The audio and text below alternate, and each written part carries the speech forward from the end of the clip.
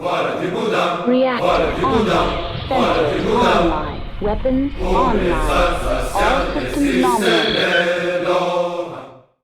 Hello and welcome to today's Battletech review. Today we're going to be looking at a brand new product from our good friends at Quikscell. Well, Quikscell Specialty Manufacturing, to be exact. They are technically separate companies. If you look at the registry, yeah, Quikscell is a fun group of people, if you want to say that.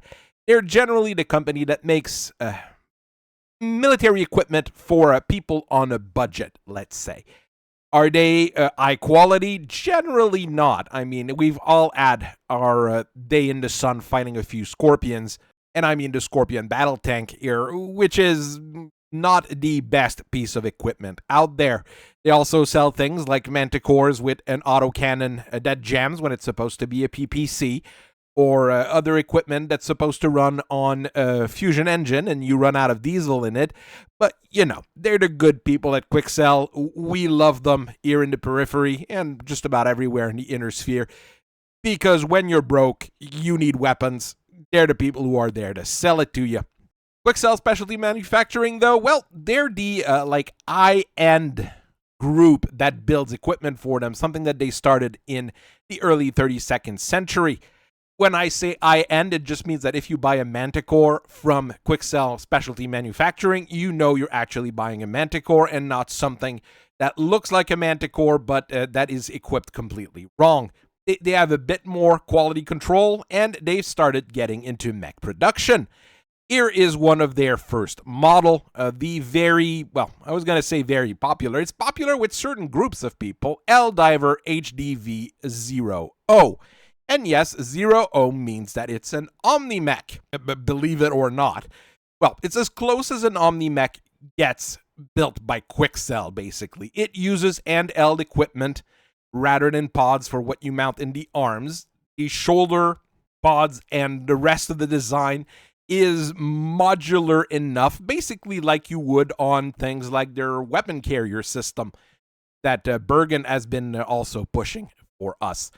So it is mostly an OmniMech, and it performs mostly like an OmniMech should. You see those handles there, and on the back, and on the crotch, and there's one on the back too there. That's where the battle armors are meant to hang on for their dear life while the mech is going around. It works just enough to say that it's a OmniMech. Here we've got one without any pods mounted on it, very basic design, and it's quite functional. It's 60 tons, so it is in the heavy mech range, and if you start looking at the specification, you will notice that there's very little that is actually fancy about it. It does have an endo-composite structure, a little bit of a weight-saving technology there. It's basically a combination of ferroaluminum, standard composite, and standard construction material. It saves you a little bit of weight. The engine is a very common VLAR 300, which is probably one of the most common engine on the market. And it's tied into an Quikscell gyro. That's the bit that's a bit surprising, I would say. That's a bit of an advanced piece of equipment. But once you learn how they got it, well, it's actually something Lucian Armor Works was building for a variety of other mechs.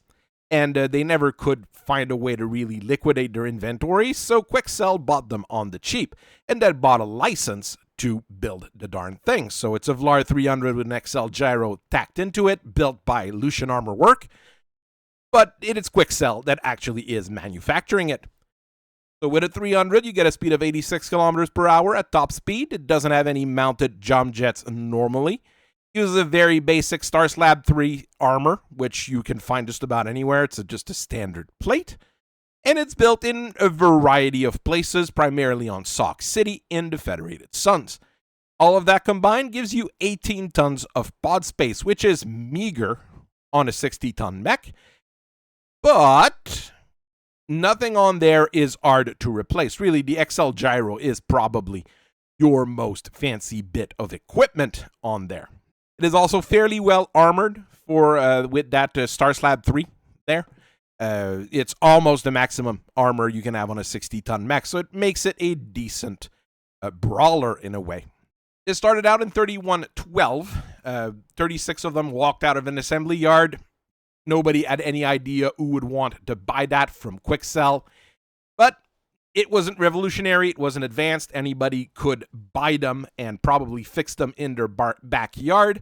And some military analyst would call it a shitbox nowadays.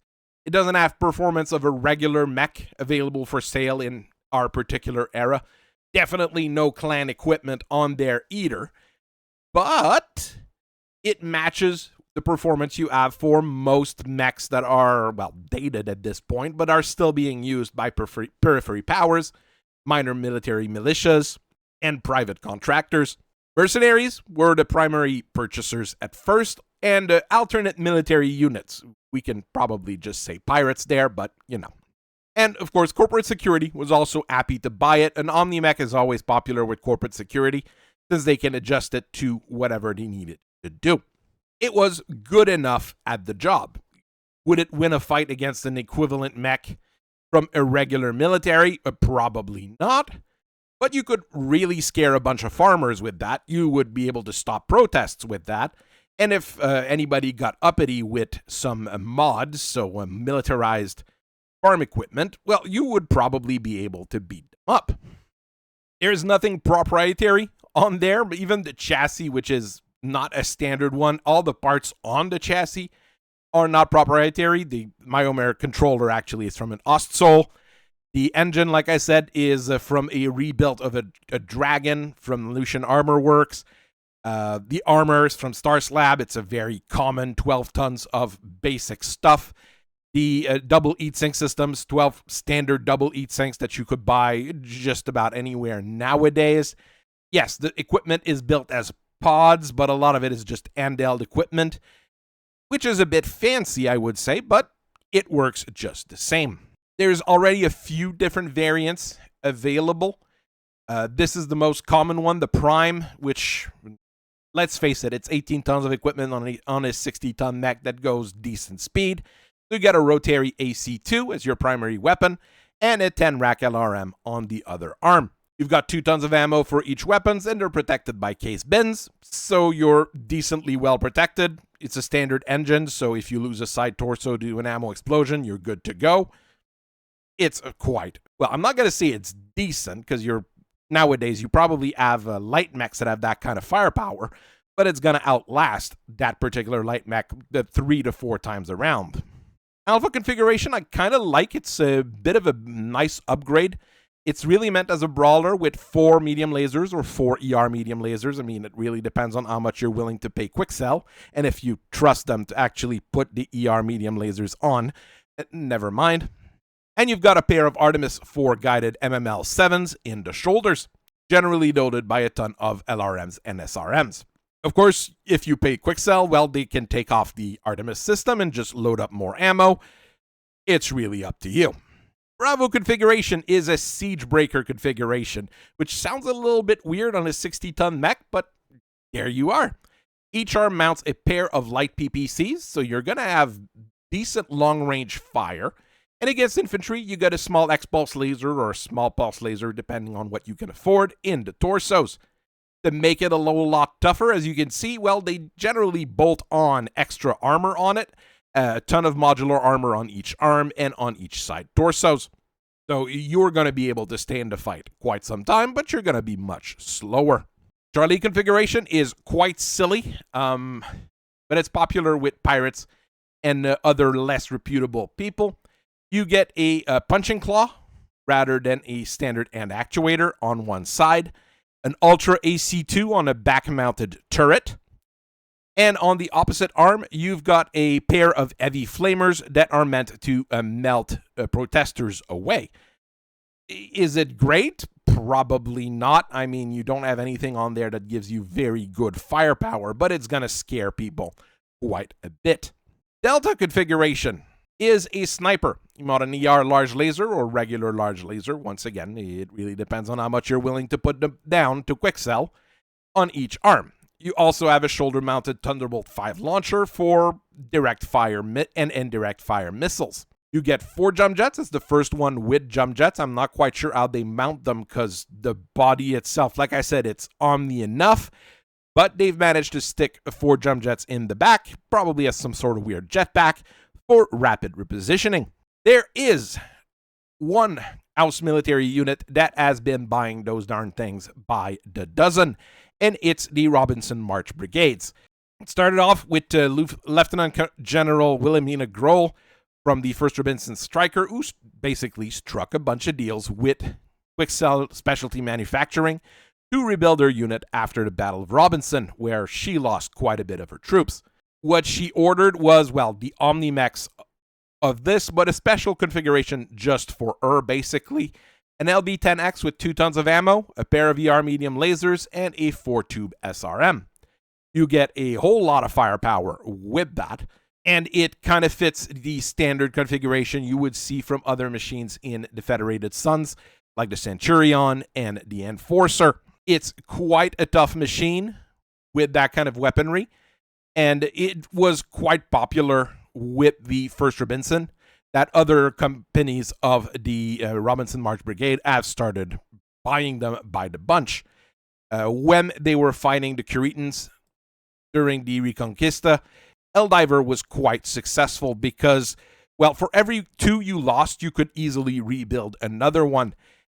It's a super simple machine to work on. It's super quick to swap the pods in and out of.